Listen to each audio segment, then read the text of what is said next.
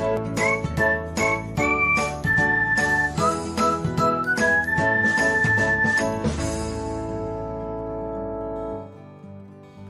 everyone, welcome back to another episode of Technologyglance.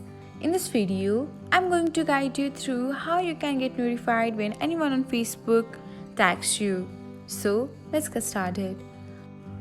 Watch till the end and don't forget to subscribe to Technologyglance by hitting the subscribe button and press the bell icon so that you'll never miss another update.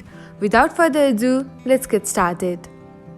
First of all, open the Facebook app on your device. Please log into your account if you haven't already. Next, select the menu and then tap on Settings on the Settings and Privacy. Under Preferences, you can find Notifications. Tap on it and then select Tags.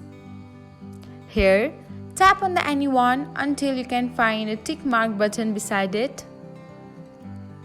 And that's it. This is how you can get notified when anyone on Facebook tags you in a comment, post or story. Thanks for watching. If you found this guide helpful, we will love it if you hit the thumbs up button below. We upload great new tech tutorials like this one every day. So, don't forget to subscribe to our channel and hit the bell icon to get an update as soon as we post a video.